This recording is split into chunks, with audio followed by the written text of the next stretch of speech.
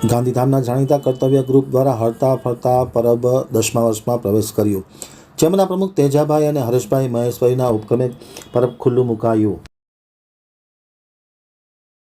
કર્તવ્ય ટીમ ગાંધીધામ દ્વારા છેલ્લા 9 વર્ષથી સતત ચાલુ અને 10મા વર્ષમાં મંગલ પ્રવેશ કરતું હરતું ફરતું ત્રિચક્રીય મોટરસાયકલ પાણીના પરબનો આજે સનાતની ઉત્સવ મહાશિવરાત્રિના પાવન તહેવારે શુભારંભ કરવામાં આવ્યું હતું. લીલાસા મધ્યે નરનારાયણ મહાદેવના મંદિર પ્રાંગણમાં નગરના સામાજિક આગેવાનો સાથે દર્શનાર્થી નગરજનો ઉપસ્થિત રહ્યા હતા. ગાંધીધામ ચેમ્બર ઓફ કોમર્સના પ્રમુખ તેજાભાઈ કાનગડ અને સામાજિક આગેવાન હરેશભાઈ માહેશ્વરીના હસ્તે પાણીના પરબનું શુભારંભ કરવામાં આવ્યું હતું. કર્તવ્ય ટીમના સ્વયંસેવકોએ સમગ્ર આયોજન સંભાળ્યું હતું.